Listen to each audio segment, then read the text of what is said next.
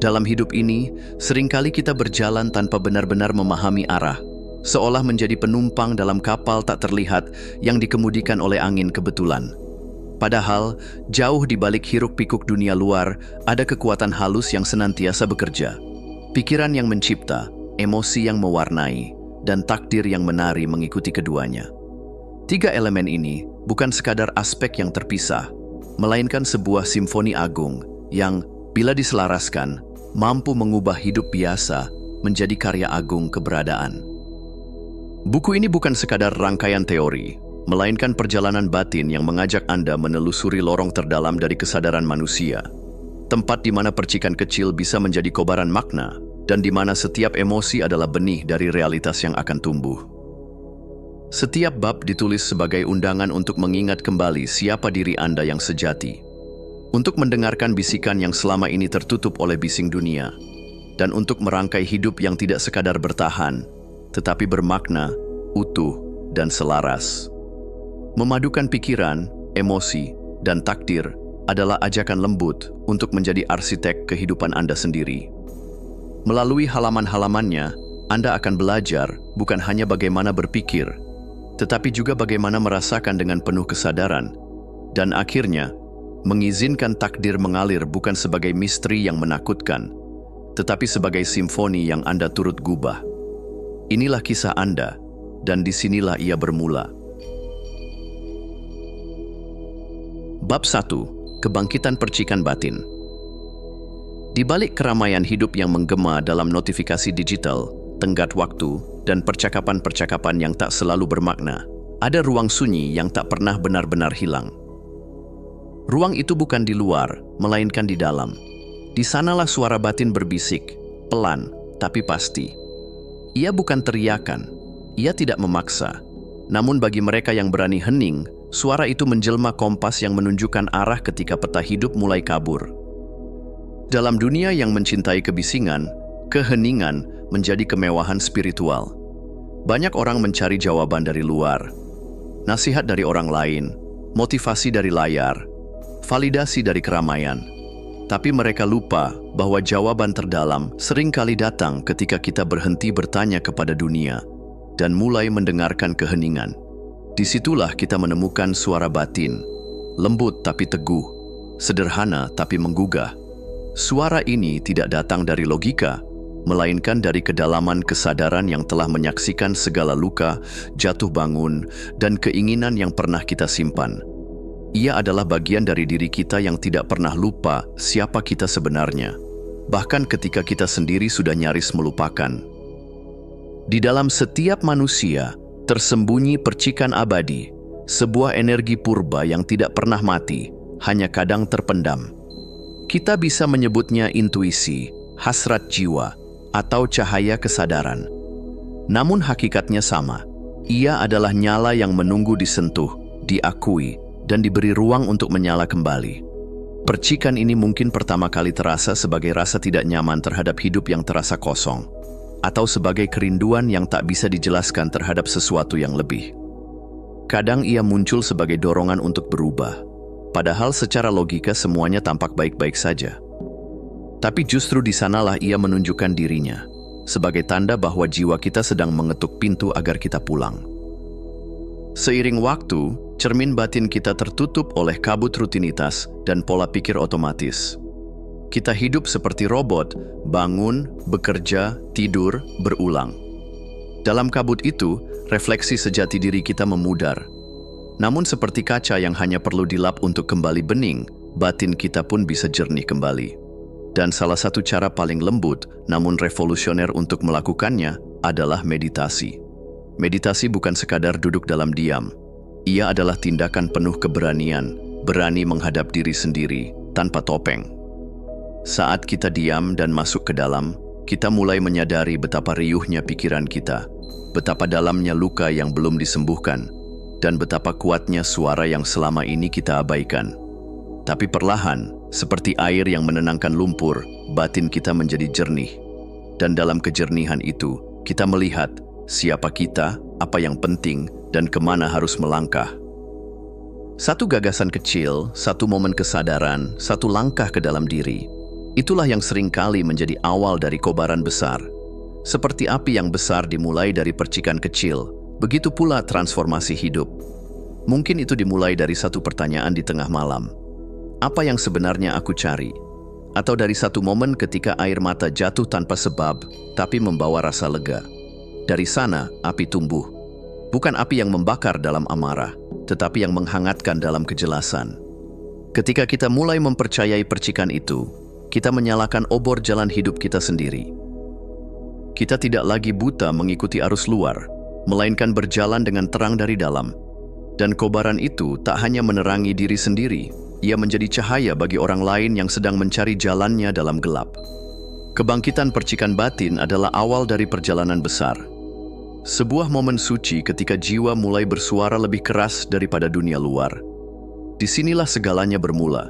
Sebab sebelum kita mengubah dunia, kita harus terlebih dahulu berani menyalakan cahaya dalam diri. Bab 2. Mengendalikan arus tak kasat mata. Hidup ini bukan hanya tentang apa yang tampak. Di balik semua yang nyata, ada arus-arus halus yang tak terlihat, bergerak, memengaruhi, membentuk. Kita sering berpikir bahwa nasib ditentukan oleh tindakan. Tapi sebelum tindakan muncul, ada pikiran.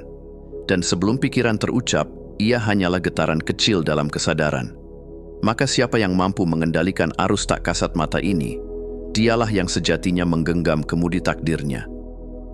Bayangkan pikiran kita seperti sungai yang mengalir tanpa henti.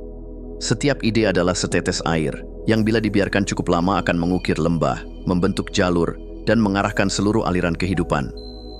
Pikiran bukan sekadar aktivitas mental, ia adalah energi yang terus bekerja, mendesain arah, menanam benih, menyusun realitas. Ketika kita memikirkan sesuatu berulang kali, kita sedang menggali alur bagi sungai itu mengalir. Semakin dalam alurnya, semakin kuat arusnya. Maka berhati-hatilah pada apa yang terus-menerus kita pikirkan. Sebab apa yang tampak sebagai imajinasi hari ini bisa menjelma kenyataan esok hari. Pikiranmu bukan hanya milikmu, ia adalah arsitek semesta tempat kamu tinggal. Setiap pikiran membawa emosi, dan setiap emosi mengandung frekuensi. Inilah hukum tarik-menarik yang sering kita dengar, namun jarang kita pahami sepenuh hati. Pikiran dan emosi ibarat magnet, menarik hal-hal yang serupa ke dalam kehidupan kita. Saat kita penuh syukur, dunia seperti memberikan lebih banyak alasan untuk bersyukur. Saat kita takut, kita seolah dikelilingi oleh bayangan. Ini bukan sekadar metafora. Alam semesta adalah sistem terbuka yang merespons getaran. Ketika hati kita berbicara dalam bahasa yang jujur, entah itu kasih, damai, atau harapan, kita mengundang semesta untuk menari dalam irama yang sama. Kita tidak lagi menjadi korban kejadian, tetapi mitra pencipta dalam simfoni kosmik kehidupan. Namun, tidak semua arus membawa kita ke tempat yang baik. Ada saat di mana pikiran menjadi pusaran, berputar dalam ketakutan, keraguan, penyesalan. Saat itu kita merasa seperti terhisap ke dalam jurang yang tak berujung. Tetapi di tengah pusaran itu ada satu titik diam, pusat tenang. Menemukan pusat ini bukan berarti menolak pusaran, tapi menyadari bahwa kita bukan pusaran itu. Kita adalah langit luas yang mengamati awan berlalu. Saat kita belajar mengamati tanpa melekat, keraguan pun kehilangan cengkeramannya. Kita kembali ke pusat diri, tempat damai, kejelasan, dan kekuatan mengalir tanpa batas. Menjinakkan pikiran bukan soal mematikan pikiran, tapi memeluknya dengan kehadiran penuh.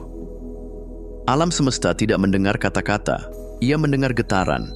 Pikiran yang jernih, emosi yang tulus, niat yang murni, itulah bahasa yang dimengerti oleh kehidupan.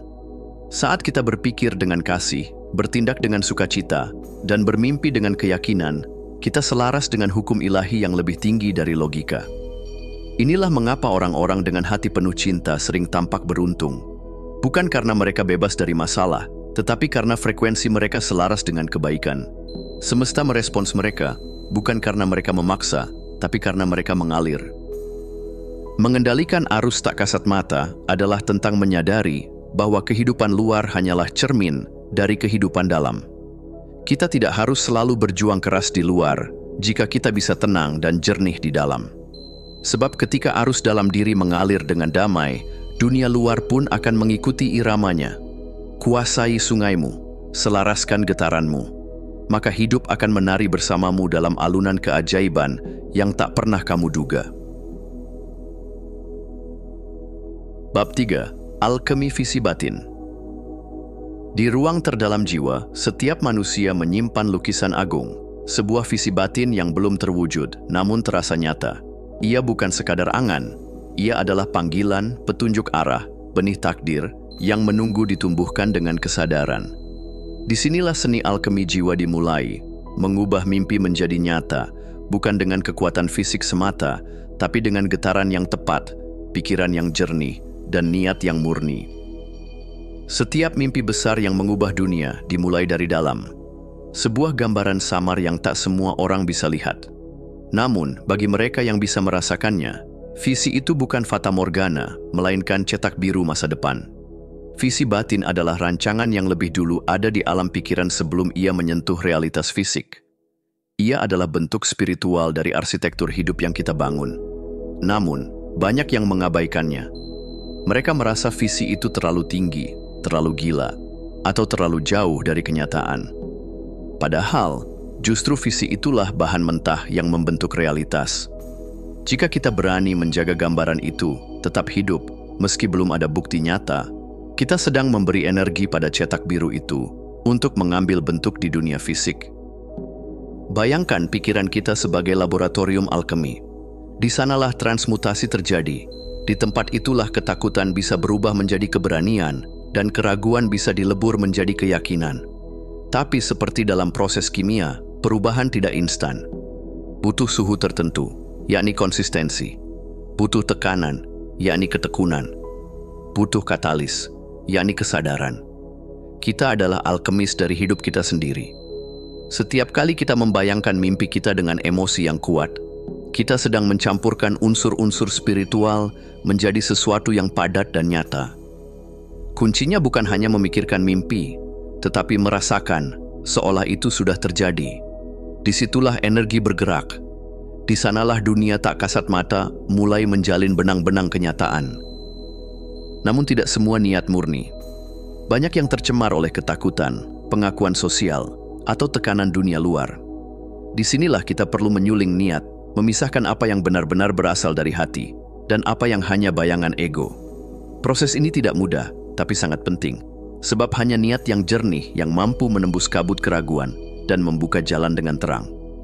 Penyulingan niat bisa dilakukan lewat keheningan, lewat meditasi, lewat pertanyaan mendalam seperti, apakah ini sungguh yang jiwaku inginkan, atau hanya dorongan untuk terlihat hebat di mata orang lain?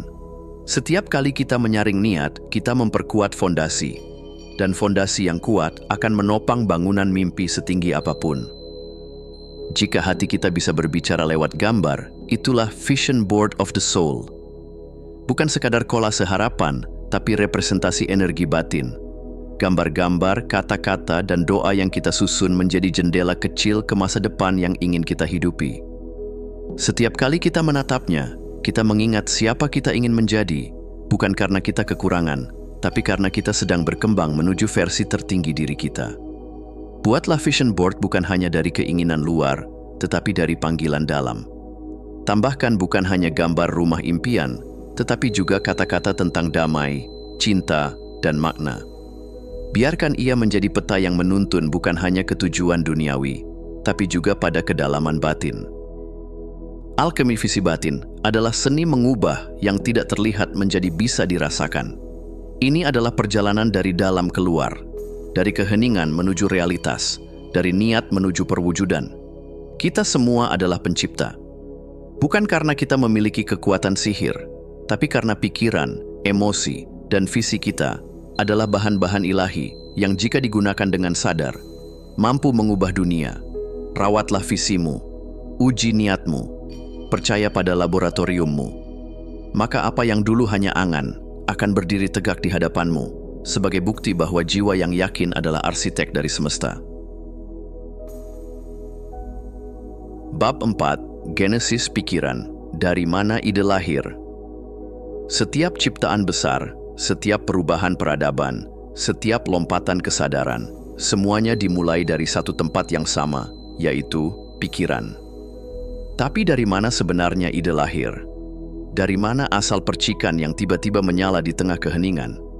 Dalam bab ini, kita tidak hanya menjelajahi asal-usul gagasan, tapi juga membuka tabir bahwa setiap manusia sebenarnya adalah pencipta, perancang, dan penenun realitas melalui benih-benih yang ia tanam dalam pikirannya.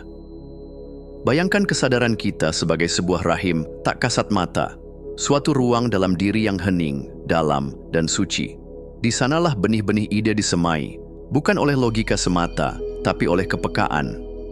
Kesadaran ini bukan sekadar pikiran rasional, melainkan kehadiran utuh, tempat lahirnya inspirasi tanpa suara.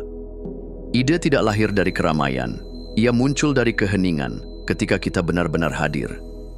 Dalam momen kita terhubung sepenuhnya dengan saat ini, entah itu saat merenung di bawah bintang, saat membaca buku dengan hati terbuka, atau saat diam dalam meditasi, ide-ide turun seperti embun pagi. Mereka bukan diciptakan, tapi diterima. Disinilah kita menyadari bahwa kita bukan hanya pemikir, tapi juga penerima ilham. Setiap pikiran adalah benih. Apa yang kita pikirkan dengan intens, apa yang kita ulang-ulang dalam batin, akan tumbuh dan mengambil bentuk dalam hidup kita. Jika kita menanam pikiran tentang kekurangan, kita akan memanen rasa tidak cukup. Tapi jika kita menanam pikiran tentang kelimpahan, tentang kemungkinan, tentang cinta, kita akan menuai hidup yang selaras dengan itu. Namun, seperti benih di kebun, tidak cukup hanya menanam. Ia perlu dirawat, disirami dengan keyakinan, diberi cahaya harapan, dijauhkan dari gulma keraguan. Semakin kita sadar bahwa pikiran kita menentukan panen hidup kita, semakin kita memilih benih dengan hati-hati, menanam dengan niat, dan memanen dengan syukur. Banyak orang hidup dengan pikiran yang tumbuh liar, tanpa sadar bahwa taman batin mereka telah dipenuhi oleh semak belukar trauma, bayangan masa lalu, dan racun dari keyakinan otomatis. Mereka mengeluh karena panennya buruk, tanpa menyadari bahwa ladang batin mereka dikuasai oleh benih-benih yang tidak pernah mereka pilih. Kini saatnya kita mengambil kembali cangkul kesadaran, menyiangi pikiran-pikiran yang tidak lagi relevan, membersihkan tanah dari keraguan yang diwariskan, mengganti narasi "aku tidak bisa" dengan "aku sedang belajar". Dengan kesadaran, kita mulai merawat taman batin yang sempat terlupakan, dan perlahan, keindahan mulai tumbuh kembali. Pada akhirnya, kita bukan korban dari nasib, kita adalah arsiteknya. Imajinasi kita adalah alat pahat, dan pikiran kita adalah cetak biru. Apa yang berulang dalam batin akan tercetak dalam realitas. Ini bukan sihir, ini hukum kehidupan. Ketika kita mulai merancang masa depan dengan sengaja, membayangkan bukan dengan ketakutan, tapi dengan kepercayaan, kita sedang membentuk takdir dengan tangan batin kita sendiri. Kita tidak perlu tahu bagaimana semua akan terjadi. Tugas kita adalah menciptakan ruang dalam kesadaran agar ide-ide agung bisa lahir, tumbuh, dan menjadi nyata. Genesis pikiran bukan hanya tentang asal mula ide. Ini tentang kebangkitan kita sebagai pencipta realitas. Setiap pikiran adalah doa, setiap niat adalah jalan, setiap gambaran batin adalah awal dari sesuatu yang akan terjadi. Jaga rahim kesadaranmu, tanam benih dengan sadar, rawat taman batinmu dengan cinta, dan ukirlah takdirmu dengan imajinasi tertinggi. Karena dunia di sekitarmu adalah refleksi dari dunia di dalammu. Dan ketika dunia batinmu terang, tak ada yang bisa menghentikan lahirnya keajaiban. Bab 5. Hukum manifestasi. Segalanya di alam semesta ini bukan hanya materi, tetapi juga vibrasi. Kita bukan hanya tubuh yang berpikir, tapi kesadaran yang bergetar. Dan di balik segala yang tampak nyata, ada hukum tak terlihat yang terus bekerja, menghubungkan pikiran dengan realitas, niat dengan kejadian, getaran batin dengan peristiwa hidup. Inilah hukum manifestasi, perpaduan antara sains halus dan puisi kehidupan, antara fisika kuantum dan metafora spiritual. Segala yang kita pikirkan, rasakan, dan percayai membentuk cetakan halus dalam kesadaran. Cetakan ini, seperti blueprint arsitektur batin, bergerak ke dalam semesta, dan semesta pun merespons dengan kejadian-kejadian yang sesuai frekuensinya.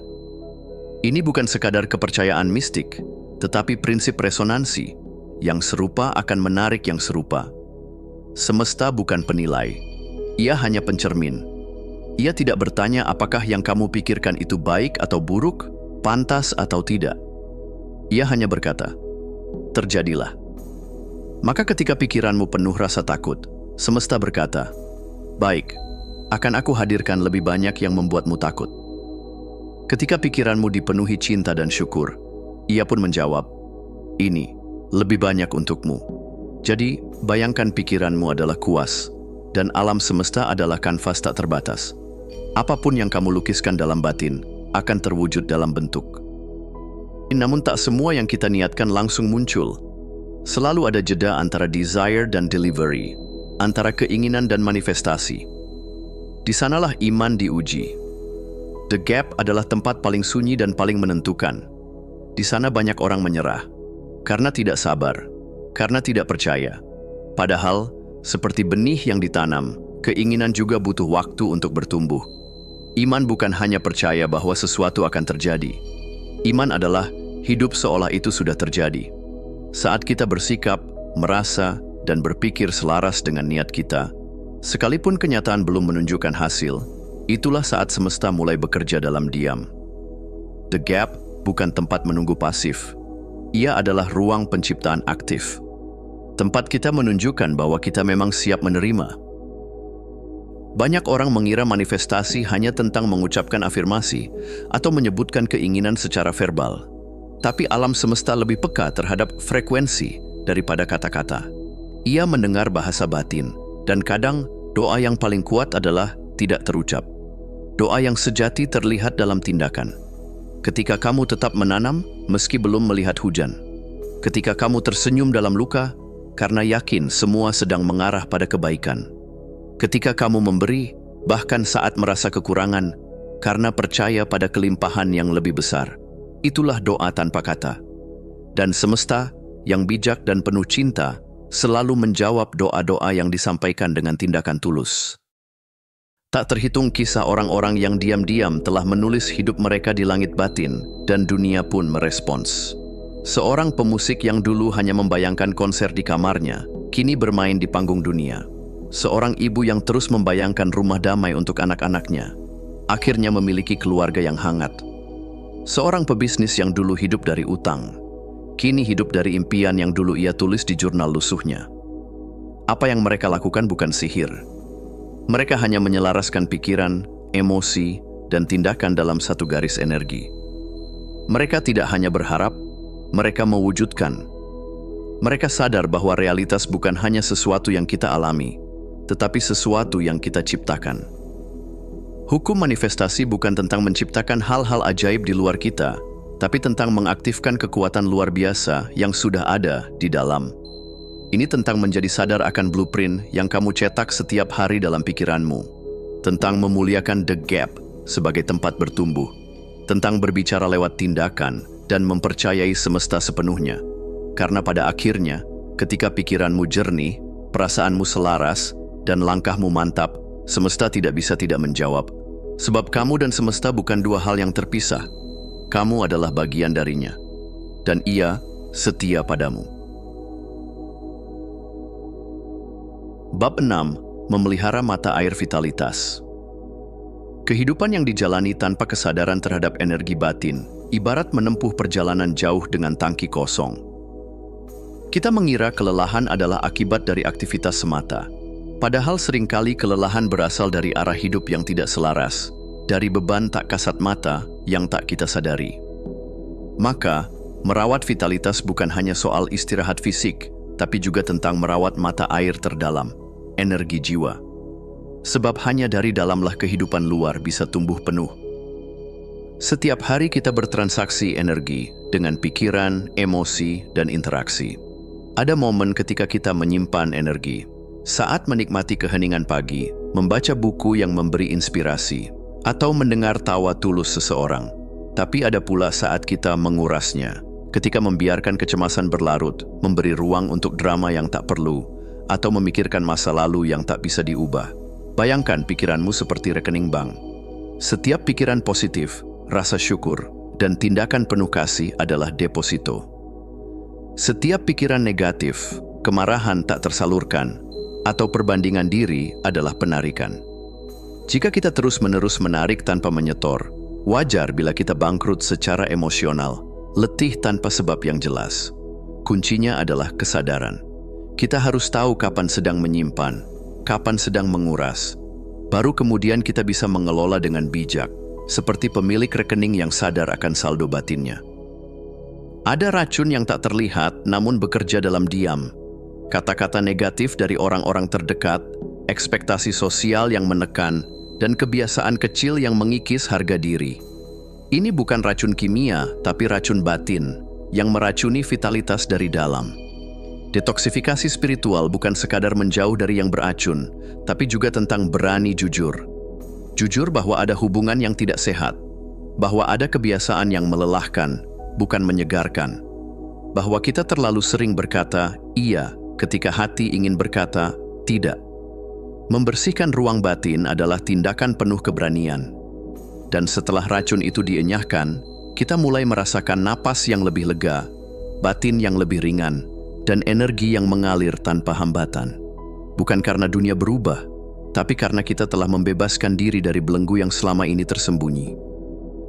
Vitalitas tidak datang dari satu peristiwa besar, tapi dari ritual kecil yang dijalani dengan sepenuh hati. Menulis jurnal di pagi hari untuk menyapa diri sendiri. Berjalan tanpa tujuan di hutan atau taman, membiarkan alam memeluk jiwa. Mendengarkan musik yang menggerakkan emosi, atau sekadar duduk diam dalam keheningan, menyadari keberadaan. Ritual-ritual ini bukan pelarian, tapi penguatan. Bukan jeda dari hidup, tapi bagian dari hidup itu sendiri. Dalam dunia yang memuja produktivitas tanpa henti, memiliki ritual pengisian jiwa adalah bentuk pemberontakan yang penuh cinta. Isi ulang bukan tanda kelemahan, tapi bentuk penghormatan pada kehidupan. Sebab kita bukan mesin. Kita adalah makhluk bernapas yang butuh waktu untuk kembali menyatu dengan sumber energi terdalam. Ada lelah yang mematikan, ada pula lelah yang menyadarkan. Yang pertama membuat kita ingin lari, yang kedua membuat kita ingin hidup lebih utuh. Seni mengubah kelelahan menjadi bahan bakar dimulai dari pertanyaan, untuk apa aku lelah? Jika lelahmu karena mengejar sesuatu yang bukan milik hatimu, maka itu adalah tanda untuk berhenti. Tapi jika lelahmu datang dari perjuangan yang bermakna, maka biarkan ia menjadi bara semangat. Kelelahan bukan musuh. Ia bisa menjadi guru.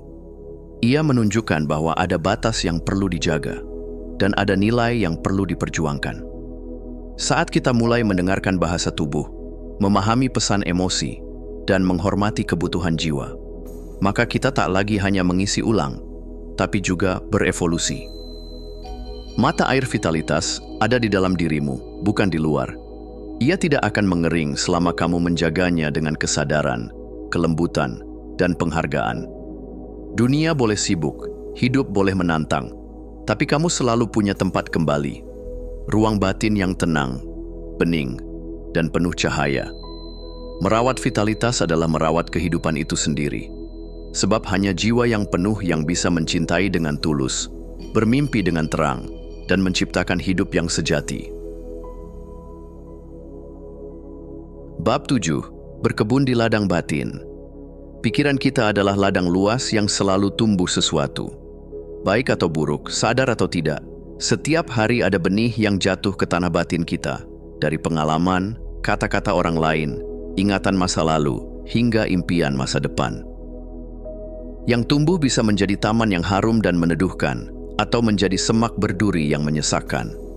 Dan seperti kebun apapun, pikiran pun membutuhkan perhatian, perawatan, dan pemangkasan.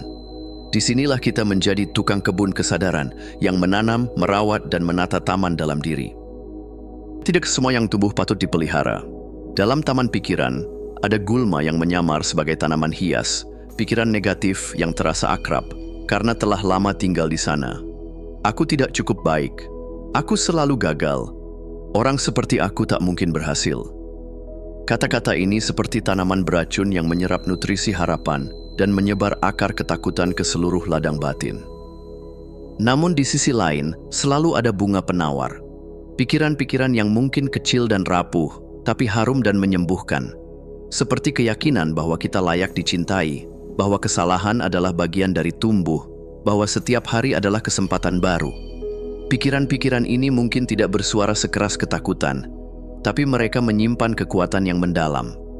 Tugas kita bukan menolak kehadiran pikiran buruk, tapi mengidentifikasi mana yang merusak dan mana yang menyembuhkan. Karena hanya ketika kita sadar tanaman mana yang tumbuh, kita bisa memilih mana yang dipelihara dan mana yang dicabut. Setiap taman butuh air, dan bagi pikiran, air itu adalah kata-kata. Afirmasi adalah penyiraman harian yang memberi nutrisi pada benih harapan, keberanian, dan kepercayaan diri.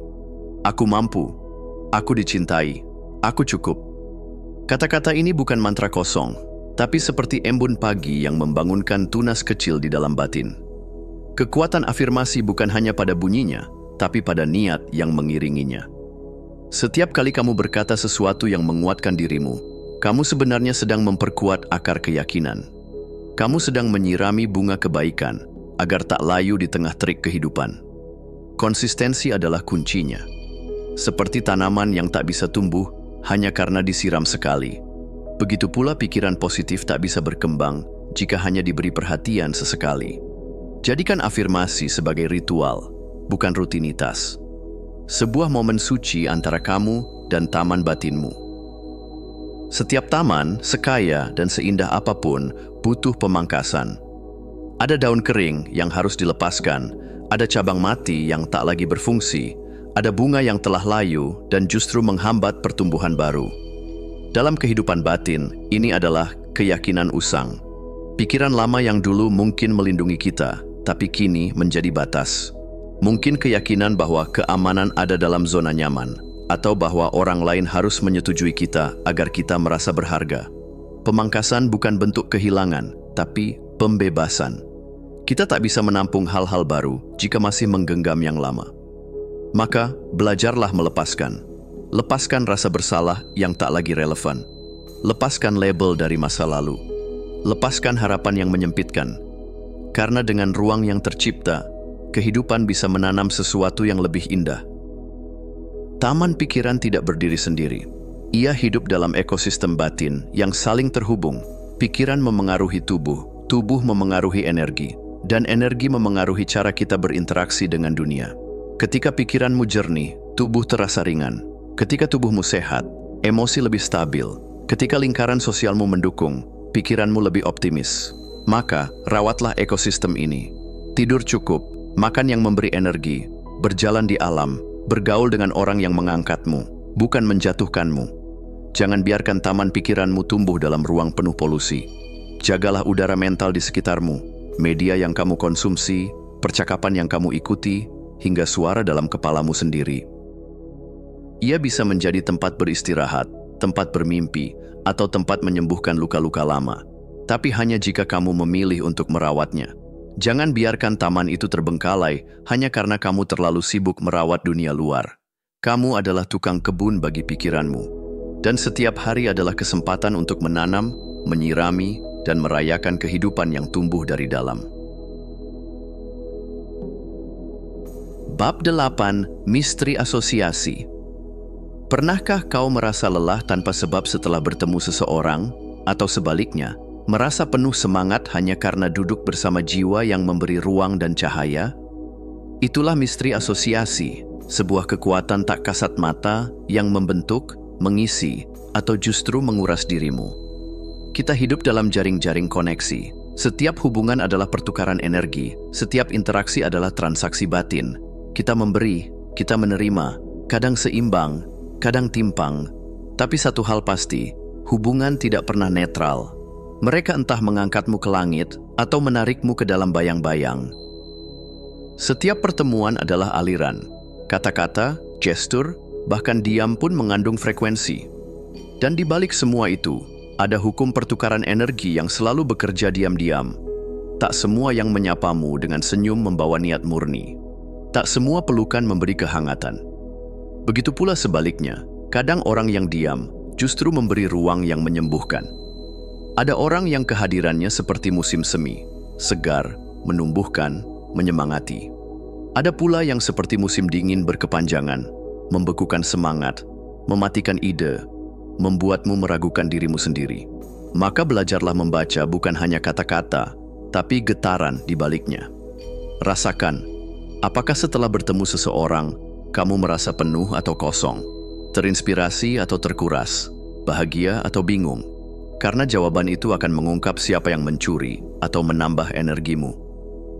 Hubungan terbaik bukan yang selalu ceria, tapi yang jujur, saling tumbuh, dan memberi ruang. Komuni jiwa sehat adalah ketika dua orang bertemu dan masing-masing menjadi versi terbaik dirinya, bukan karena saling menyelamatkan, tapi karena saling menginspirasi. Di sana tidak ada dominasi, tidak ada manipulasi, hanya kehadiran yang saling mendengarkan dan menerima. Kamu tak perlu menyembunyikan sisi rentanmu. Kamu bisa menjadi utuh dengan luka, harapan, dan keunikanmu. Hubungan seperti ini langka, tapi bukan berarti mustahil. Ia tak muncul dari pencarian, tapi dari keberanian menjadi otentik. Karena ketika kamu hidup dari kebenaran batinmu, kamu akan menarik jiwa-jiwa yang selaras. Sayangnya, tidak semua hubungan memberi cahaya. Ada yang perlahan mengikis sinarmu tanpa kamu sadari. Mereka disebut vampir emosional. Mereka tak minum darah, tapi menghisap semangatmu lewat keluhan, drama, manipulasi, atau rasa bersalah. Mereka hadir dalam berbagai bentuk. Teman yang selalu jadi korban, pasangan yang menuntut tanpa memberi, keluarga yang memaksakan standar mereka. Energinya halus tapi mematikan. Setelah berbincang, kamu merasa berat. Setelah menolong, kamu merasa bersalah. Dan ketika ingin menjauh, kamu merasa jahat. Kuncinya bukan membenci mereka, tapi mengenali pola, membangun batas. Karena kamu tidak bertanggung jawab atas penyembuhan orang lain, terutama jika mereka sendiri tidak ingin sembuh. Bayangkan kamu naik lift ke lantai tertinggi dari hidupmu, puncak potensi, damai batin, dan versi terbaik dirimu. Pertanyaannya, siapa yang bersamamu di dalam lift itu? Komunitas elevator adalah kumpulan jiwa yang saling mengangkat, bukan menjatuhkan. Mereka tidak takut melihatmu bersinar, justru mendorongmu untuk bersinar lebih terang. Mereka mengingatkan saat kamu lupa, mendorong saat kamu ragu, dan merayakan saat kamu berhasil. Mereka hadir bukan karena kepentingan, tapi karena resonansi. Mereka mungkin sedikit, tapi cukup. Dan untuk menemukannya, kamu harus lebih dulu menjadi elevator bagi dirimu sendiri, mengangkat nilai dirimu, menjaga integritas, menyembuhkan luka lama. Karena energi yang kamu pancarkan akan menarik komunitas yang sesuai. Energi adalah mata uang kehidupan, dan relasi adalah pasar tempat ia ditukar, dibelanjakan, atau diinvestasikan. Jagalah siapa yang kamu izinkan masuk ke ruang batinmu. Tidak semua orang layak tahu rahasiamu. Tidak semua telinga bisa mendengar mimpimu. Tidak semua hati mampu mencintaimu dengan sehat. Beranilah menyaring asosiasi. Karena bukan siapa yang banyak hadir dalam hidupmu yang membentuk nasibmu, tapi siapa yang benar-benar memberi cahaya dalam perjalananmu. Bab 9. Pembebasan dari rantai ketakutan. Ketakutan, seperti bayangan gelap yang menari di tepi pandangan kita, seringkali datang tanpa diundang. Ia mengintai di tempat-tempat tersembunyi dalam jiwa kita, di ruang-ruang yang terlupakan, di sudut-sudut tak terucapkan, di lorong-lorong yang bahkan tak kita sadari ada. Namun, ketakutan bukanlah musuh yang harus kita hindari, melainkan mitra yang kita perlukan untuk tumbuh. Karena di balik rantai yang mengekang, ada kebebasan yang menunggu untuk ditemui. Ketakutan bukanlah entitas tunggal. Ia adalah kumpulan berbagai rasa, pikiran, dan ingatan yang bersatu dalam sebuah perasaan menakutkan. Rasa takut tumbuh di dalam tubuh kita, tapi ia tidak berasal dari tubuh itu sendiri. Ia lahir dalam pikiran. Dalam setiap cerita yang kita buat tentang ancaman, dalam setiap prediksi buruk yang kita bangun di benak kita. Ketakutan adalah konstruksi mental yang memanipulasi persepsi kita tentang dunia, tentang diri kita, dan tentang masa depan. Namun, ketakutan juga rapuh. Seperti angin yang berhembus tanpa substansi, ia memudar begitu kita memahaminya. Ketakutan memerlukan ketidakpastian untuk bertahan hidup. Dan ketika kita mulai memberi ruang untuk keraguan, kita mulai menyadari bahwa rasa takut itu hanyalah ilusi yang berfungsi untuk menghambat, bukan untuk melindungi. Pahami sumber ketakutanmu. Cermati dengan teliti. Apa yang sebenarnya kau takuti? Kejatuhan, penolakan, kegagalan, ketidakpastian?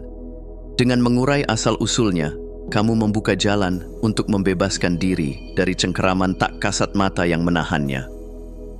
Setiap keberanian dimulai dengan satu langkah kecil. Seperti ilmuwan yang mengamati reaksi bahan-bahan di laboratorium, kita pun bisa mengamati bagaimana kita bereaksi terhadap ketakutan kita sendiri. Lakukan eksperimen-eksperimen kecil yang pada awalnya mungkin terasa menakutkan, tetapi tidak berbahaya. Mungkin itu berbicara di depan umum, atau mencoba sesuatu yang baru, atau bahkan hanya mengatakan tidak kepada sesuatu yang tidak selaras dengan dirimu. Keberanian bukanlah ketiadaan rasa takut, tetapi kemampuan untuk bertindak meski ada ketakutan itu. Keberanian adalah ruang di mana kita memilih untuk bergerak, meskipun kita tahu bahwa ketakutan bisa datang kapan saja. Keberanian adalah kebiasaan, kemampuan untuk mengambil langkah meski gemetar, untuk berkata ya, meski ada suara kecil dalam dirimu yang mengatakan jangan. Dengan setiap langkah kecil yang diambil, kamu akan melihat bahwa ketakutanmu semakin mengecil dan keberanianmu semakin membesar. Apa yang jika ketakutan kita bukanlah hal yang harus dihindari, tetapi justru petunjuk untuk melangkah maju? Dalam setiap rasa takut, tersembunyi kebijaksanaan yang menuntun kita menuju hal-hal yang benar-benar penting. Rasa takut seringkali datang ketika kita berada di persimpangan jalan, ketika kita siap untuk melangkah keluar dari zona nyaman kita dan menghadapi sesuatu yang baru. Ketakutan itu adalah sinyal, bukan ancaman. Cobalah untuk bertanya pada dirimu sendiri setiap kali rasa takut muncul. Apa yang akan terjadi jika aku melangkah ke arah ini? Apa yang aku pelajari? Apa yang bisa kutemukan di luar zona nyaman ini? Daripada melarikan diri, hadapilah ketakutan itu. Jadikan ia kompas yang menuntunmu menuju kebesaran. Takut akan kegagalan bisa jadi petunjuk bahwa kamu sedang menuju sesuatu yang berharga. Takut akan penolakan bisa menjadi tanda bahwa kamu berani untuk menunjukkan dirimu yang sesungguhnya. Ketakutan mengingatkan kita bahwa kita berada di jalur yang benar, jalur yang membawa perubahan, pertumbuhan, dan transformasi. Luka batin seringkali ditutup dengan lapisan ketakutan. Ketakutan untuk terluka lagi, ketakutan untuk menghadapi rasa sakit yang belum selesai. Namun, untuk sembuh, kita harus terlebih dahulu mengakui dan merasakannya. Kita harus memberi izin pada diri sendiri untuk merasakan sakit itu, untuk menghadapinya dengan penuh keberanian. Karena luka yang tidak pernah disembuhkan akan terus berlanjut mencuri kedamaian kita. Penyembuhan bukanlah proses yang terjadi dalam sekejap, tetapi sebuah perjalanan. Itu adalah perjalanan kembali ke pusat diri, tempat di mana kita bisa berdamai dengan masa lalu, dengan rasa sakit, dan dengan ketakutan yang menyertainya. Perlahan, seiring waktu, kita akan menemukan kekuatan dalam luka tersebut. Kita akan belajar bahwa setiap luka batin yang kita sembuhkan menjadikan kita lebih kuat, lebih bijaksana, dan lebih penuh kasih. Bergandengan tangan dengan ketakutan, bukan berlari darinya, adalah kunci untuk membuka pintu kebebasan sejati. Ketika kita berhenti melawan ketakutan, kita memberi ruang untuk penyembuhan. Ketika kita berdamai dengan rasa takut, kita menemukan potensi kita yang tak terbatas. Ketakutan tidak akan pernah benar-benar hilang, tetapi kita bisa mengubahnya. Dari rantai yang mengikat, menjadi kunci yang membebaskan. Karena di balik setiap ketakutan, ada peluang untuk tumbuh. Di balik setiap rasa takut, ada kekuatan yang sedang menunggu untuk bangkit. Dan ketika kita berani untuk melihat ketakutan dalam mata, kita akan mengetahui bahwa yang menakutkan itu tidak lebih kuat dari tekad yang ada dalam hati kita. Bab 10. Melampaui batas diri. Kesadaran adalah jendela yang membiarkan kita melihat dunia di luar pemikiran dan persepsi terbatas kita. Namun, untuk melihat dunia dengan jelas, kita harus terlebih dahulu melampaui batas diri yang kita bangun selama bertahun-tahun. Seperti seorang pelancong yang menapaki puncak gunung, elevasi kesadaran adalah perjalanan panjang, penuh tantangan, namun menghadirkan pemandangan yang luar biasa. Setiap langkah naik membawa kita lebih dekat pada pemahaman yang lebih dalam tentang diri kita sendiri, alam semesta, dan hubungan kita dengan keduanya. Bayangkan kesadaran kita sebagai sebuah tangga. Setiap anak tangganya adalah level pemahaman yang lebih tinggi. setiap langkah menuju puncak adalah perjalanan menuju pencerahan. Seperti yang digambarkan dalam kisah-kisah kuno, tangga Jakob adalah simbol perjalanan menuju tingkat kesadaran yang lebih tinggi, dari dunia yang lebih rendah menuju dunia yang lebih tinggi, dari kebingungan menuju pencerahan. Pada setiap anak tangga, kita meninggalkan sebagian dari ketakutan dan keterbatasan lama kita. Kita belajar untuk melihat dengan perspektif yang lebih luas, bukan hanya tentang apa yang terjadi di luar, tetapi juga tentang apa yang terjadi di dalam diri kita. Kita mulai memahami bahwa dunia luar hanyalah refleksi dari dunia dalam kita. Setiap langkah adalah kesempatan untuk menyadari keindahan yang telah lama terpendam dalam jiwa kita. Perjalanan ini tidaklah mudah. Kadang kita merasa terjebak di suatu tangga, seakan tidak dapat naik lebih tinggi. Namun, setiap penurunan atau kesulitan adalah bagian dari transformasi. Melalui perjalanan ini, kita belajar untuk mengubah keterbatasan menjadi kebebasan dan ketakutan menjadi kekuatan. Dengan tekad dan kesabaran, kita bisa melangkah ke tingkat kesadaran yang lebih tinggi hingga mencapai puncaknya. Ada saat-saat tertentu dalam hidup kita, saat suatu wawasan atau pengalaman membuka pintu yang kita tidak tahu ada sebelumnya. Inilah yang disebut quantum leap mental, loncatan kesadaran yang mengubah segalanya dalam sekejap. Tiba-tiba, dunia ini tampak berbeda, dan kita melihat diri kita dan hubungan kita dengan dunia secara lebih jelas dan mendalam. Satu pemikiran baru bisa membebaskan kita dari ikatan masa lalu, mengubah cara kita melihat diri sendiri, orang lain, dan alam semesta. Sebuah wawasan, entah itu tentang kehidupan, tentang cinta, atau tentang tujuan hidup, bisa mengangkat kita dari perasaan terjebak dan membawa kita ke tingkat pemahaman yang jauh lebih tinggi. Pemahaman ini membuka pintu baru, membawa kita pada kebebasan sejati, di mana kita tidak lagi dibatasi oleh pola pikir lama atau batasan-batasan yang kita tetapkan sendiri. Quantum leap ini mungkin datang tiba-tiba atau melalui proses yang panjang, namun saat ia terjadi, ia menyapu bersih kebingungan dan memberikan kita perspektif yang lebih besar. Inilah yang memungkinkan kita untuk berkembang, tidak hanya sebagai individu, tetapi juga sebagai bagian dari kesadaran kolektif yang lebih luas. Tidak hanya secara spiritual, tetapi secara ilmiah, meditasi terbukti memiliki dampak luar biasa pada otak kita. Meditasi adalah latihan untuk melatih kesadaran kita, dan di dalam kesunyian itu, kita menyentuh potensi terbesar otak kita. Neuroscience menunjukkan bahwa meditasi dapat meningkatkan ketebalan korteks prefrontal, bagian otak yang terlibat dalam pengambilan keputusan dan kontrol diri. Ini berarti bahwa melalui meditasi, kita bisa memprogram ulang otak kita, memperbaiki cara kita berpikir, dan meningkatkan kesejahteraan emosional kita. Saat kita duduk dalam keheningan, tubuh kita merespons dengan cara yang luar biasa. Dengan mengurangi aktivitas otak yang berhubungan dengan stres dan kecemasan, meditasi membebaskan kita untuk terhubung dengan keadaan tenang dan damai.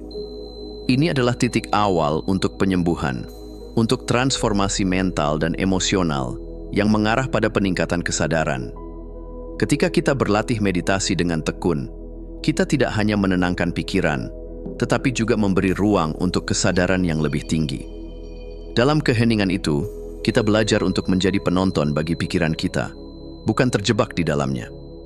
Ini memungkinkan kita untuk memisahkan diri dari reaksi otomatis dan merespons dunia dengan kesadaran yang lebih besar, lebih bijaksana, dan lebih penuh kasih.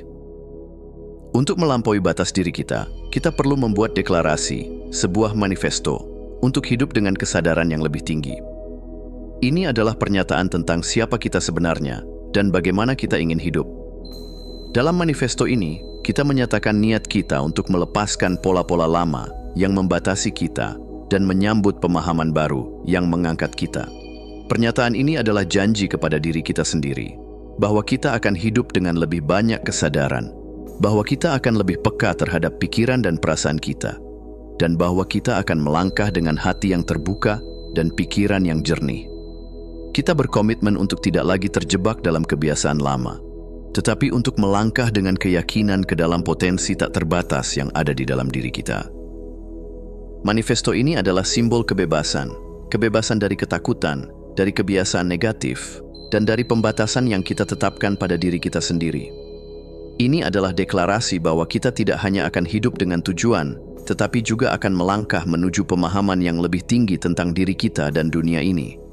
Dengan manifesto ini, kita mengambil langkah pertama menuju elevasi kesadaran, mengakui bahwa kita lebih besar dari apa yang kita pikirkan, bahwa kita memiliki kapasitas untuk berubah, tumbuh, dan mencapai kedamaian yang sejati. Kesadaran adalah perjalanan yang tak pernah selesai. Itu adalah proses tanpa akhir yang mengundang kita untuk terus melangkah, untuk terus berkembang, untuk melampaui batas-batas lama kita. Setiap tingkat kesadaran yang kita capai membuka ruang bagi pemahaman yang lebih dalam.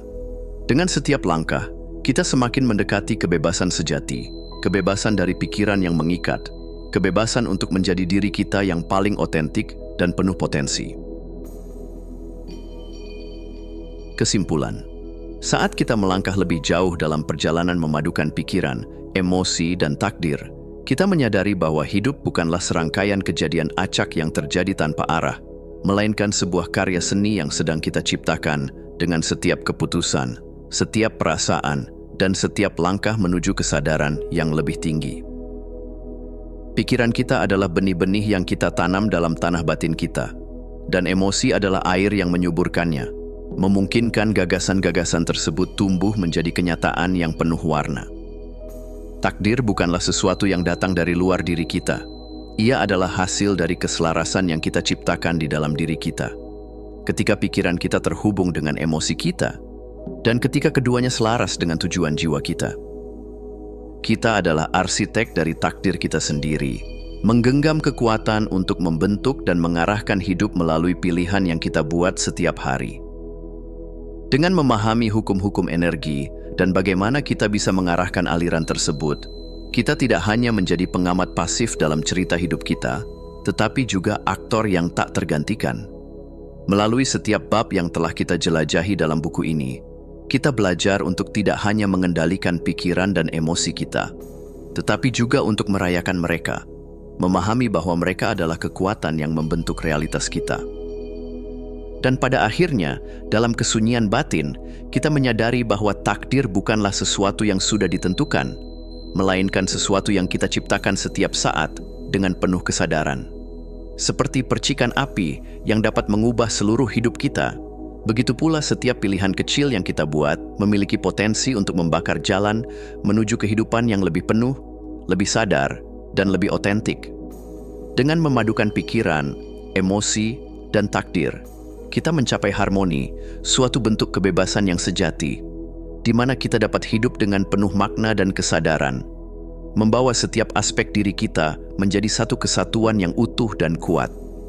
Mari kita teruskan perjalanan ini dengan keyakinan, membuka ruang untuk keajaiban yang akan datang, dan membiarkan hidup kita menjadi ekspresi dari kebijaksanaan batin yang sudah lama terpendam dalam diri kita, menunggu untuk bersinar.